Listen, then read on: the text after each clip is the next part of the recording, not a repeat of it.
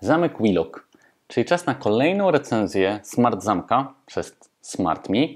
Dzisiaj pokażę Wam zamek, który jest moim zdaniem najlepszy dla mieszkań, które wynajmujemy. Zapraszam.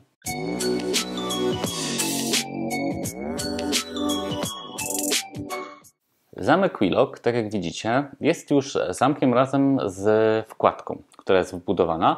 Co zamek, co producent, to inny pomysł na to, że mamy różne wkładki w naszych mieszkaniach.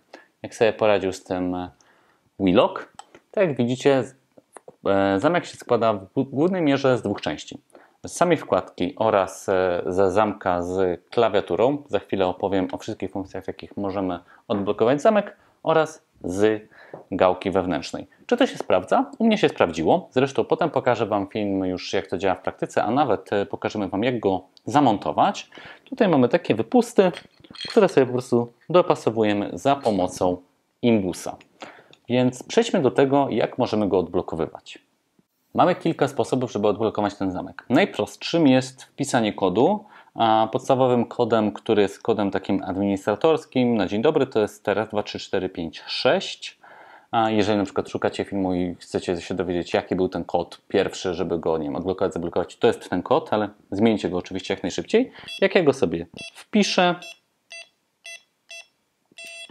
to wtedy on się blokuje, dzięki czemu pozwala na otwarcie drzwi. Jakie są pozostałe sposoby? Tutaj obok mnie jest karta, taka mini karta NFC, którą gdy sobie przyłożę, kliknę sobie odblokuj, to ona odblokowuje ten zamek i możemy ją dać na przykład znajomym albo komukolwiek zaprogramować, żeby odblokowywała ten zamek. W zestawie dostaniemy 3 takie karty. No i poza tym mamy opcję już, powiedzmy, trochę bardziej smart, czyli możemy odblokowywać go za pomocą Bluetootha. Gdy się zbliżymy, to wtedy zamek się odblokuje i będziemy mogli go otworzyć. Za pomocą również haseł tymczasowych, czyli możemy wygenerować jakąś ilość. Z tego co pamiętam, to chyba było ponad 900 tych haseł tymczasowych, więc, czy tam prawie 1000. Więc po prostu podajemy kolejnym osobom, które wynajmują mieszkanie, hasła tymczasowe, a one za pomocą tego hasła tymczasowego się logują. Ono jest tymczasowe, więc po prostu dajecie na przykład na 2, 3, 4 dni, ile tam dana osoba się będzie meldować, na ile dni zostanie, to w tym momencie on się odblokuje, albo możemy dodać komuś jeszcze innemu dostęp do naszego zamka, żeby się dostał do środka. Powtarzam bardzo często, że dla naszego wynajmowanego mieszkania, bo osobiście ja miałem ten zamek przez nawet dłuższą chwilę u siebie i powiem szczerze, że do zwykłego mieszkania jest to możliwość odblokowywania kodem i w sumie często tego używałem, aczkolwiek jeżeli chodzi o wygląd, to pojawiają się takie, że tak powiem, dziwne spojrzenia od moich sąsiadów, a moi sąsiedzi już wiele widzieli. Pozdrawiam wszystkich sąsiadów. Aktualnie jeden tupie mi w sufit. Nie wiem dlaczego, może usłyszał, że o nim mówię.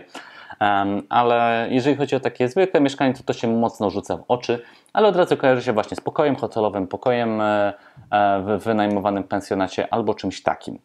Więc moim zdaniem do tego jest to zastosowanie. Oczywiście możemy też go obrócić w ten sposób, wtedy klawiatury nie widać i widać tylko samą gałkę.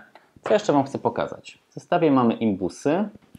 Jeden do zamontowania głównej, z całego zamku tak naprawdę i tej głównej głowicy do środka. Drugi mniejszy, już Wam pokażę do czego. Odblokowujemy sobie go tutaj.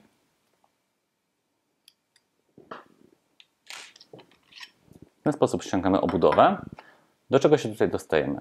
Tutaj pod tym miejscem, z tego co kojarzę, jest możliwość ciężkiego resetu urządzenia. Jeżeli na przykład zapomnimy kompletnie kodu i będziemy się chcieli dostać do mieszkania, to tutaj jest to miejsce. Musicie rozmontować wszystko, z tego co kojarzę. A tutaj mamy wejście na 4 baterie, a ja tutaj, 3 baterie wsadziłem Duracella, żeby to działało, więc ono działa na baterii. Jest zasilany bateryjnie. Nie jest to jakoś wybitnie wygodny sposób, gdy one się rozładują, bo musimy, jak widzicie, trochę się pobawić, ale mimo wszystko warto o tym wiedzieć. Poza tym w zestawie dostajemy taki silikonowy pokrowiec, który ma chronić całe urządzenie przed deszczem. Jeżeli na przykład postanowimy, że wystawiamy go na zewnątrz. Ciężko się w niego wkłada, powiem szczerze, więc teraz nie będę nawet próbował, ale no jest to jakieś zabezpieczenie na warunki atmosferyczne.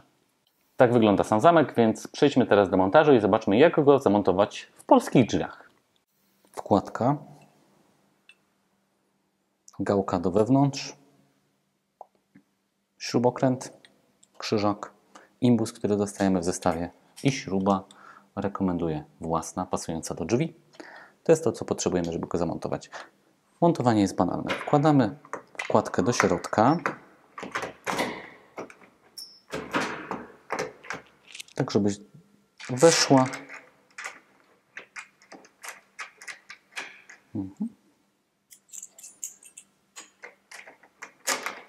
Proszę. Drzwi już mam dosyć zdezelowane, bo trochę tych zamków było. Przy okazji polecam zestawy śrubokrętów od Xiaomi. Naprawdę sprytne rozwiązania. Dobra. A z tej strony patrzę sobie, do którego mniej więcej kółka mogę dojść. Powiedzmy, że sobie trochę zostawiam przestrzeni i dokręcam. Dokręcam imbusem i zestaw już mi pięknie działa.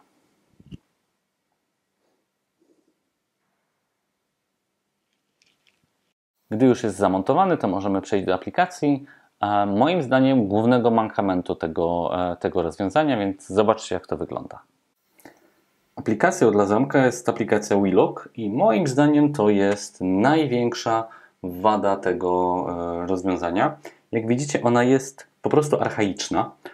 Jeżeli chodzi o samą aplikację, moim zdaniem WeLock powinien zainwestować w kompletnie nową aplikację, no ale opowiedzmy sobie, co możemy tutaj zrobić. Zdalnie po Bluetoothie, czyli musi być ta odległość nie jakaś super wielka, możemy sobie zamek otworzyć albo zamknąć.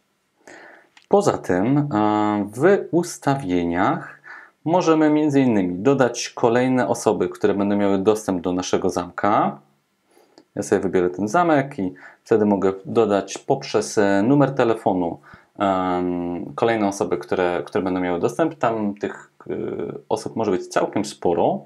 Mogę również ustawić hasła tymczasowe. To jest bardzo fajne, czyli jak sobie dodam add, to tutaj mogę dodać dużą ilość haseł tymczasowych i to jest przez to fajne rozwiązanie właśnie dla wynajmowania mieszkania. I to w takich sytuacjach najbardziej rekomenduję ten zamek. Zresztą widzimy od razu kilka różnych sposobów, w jaki możemy go odblokować, czyli właśnie ten Bluetooth, za pomocą haseł tymczasowych, za pomocą karty, którą Wam przed chwilką pokazywałem, oraz kodu. Jak sami widzicie, tego jest całkiem sporo. Poza tym możemy trochę wejść w nasze ustawienia, aczkolwiek tutaj są dosyć dziwne, część dziwnych opcji, na przykład VR, który mnie zastanawia, no ale tak naprawdę to jest tyle. Aplikacja posiada wszystko, tylko sama aplikacja powinna być moim zdaniem do zmiany. A gdy już montaż za nami, aplikacja również, to możemy zobaczyć, jak to już działa na co dzień, jak się go odblokowuje, blokuje, no i wszystko to, co jest z tym związane. Teraz pokażę Wam, jak to wygląda od zewnątrz, jak możemy sobie otwierać i zamykać te drzwi. Zacznę od tego, że one w tym momencie są jakby zablokowane i ta gałka się kręci w kółko, nic z tym nie zrobicie. Dopiero gdy je odblokujecie, wtedy ona się blokuje i można otworzyć drzwi. Pierwszy sposób, najprostszy, to wpisanie kodu. Jak widzicie, drzwi się zamykają i otwierają. Drugim sposobem, bo już w tym momencie ona się zablokowała, jest przełożenie tej oto karty, która ją również odblokowuje. Poza tym możemy ją odblokować za pomocą hasła tymczasowego, które tak samo wpisujemy sobie na klawiaturze oraz za pomocą Bluetootha podchodząc do drzwi. I czas na podsumowanie. Ten zamek mnie zaskoczył, bo gdy go dostałem w takiej formie, Spodziewałem się, że to będzie trochę słabe rozwiązanie. A okazało się, że niekoniecznie, bo on daje radę pod względem tego wszystkiego. Aplikacja, tak jak Wam wspominałem, do wykasowania i zbudowania od nowa, kompletnie. Klawiatura i ten wyświetlacz takie trochę archaiczne, takie mi przychodzą na myśl lata 80., ale użytkowe. W sensie to jest wygodne, klikanie przycisków, to wszystko jest bardzo dobrze widoczne na tym wyświetlaczu, więc w sumie spełnia swoje zadanie. Więc jeżeli szukacie jakiegoś rozwiązania dla wynajmowanych mieszkań, a jak kręcimy film, to ciągle trwa pandemia i trzeba mieć jak najmniej kontaktu z osobami właśnie wynajmującymi czy cokolwiek, to takie rozwiązania mogą Wam pomóc, a poza tym są proste, tak? Po prostu wynajmujecie mieszkanie, posyłacie komuś kod i tyle. Nie musicie się pojawiać z kluczami albo nie musicie dawać kluczy pod doniczkę, jak to niedawno mieliśmy w jednym z miejsc, no bo jak przekazać klucz? A tak, dostalibyśmy kod i by zadziałało. Więc pierwsze wrażenie so, ale po namyśle, licząc archaicznej aplikacji, fajne rozwiązanie. Mam nadzieję, że ten film się Wam podobał, a jeżeli szukacie kolejnych filmów związanych ze smart zamkami na SmartMe, no to wbijajcie w kolejne filmy, sporo tego znajdziecie. Dzięki i do zobaczenia.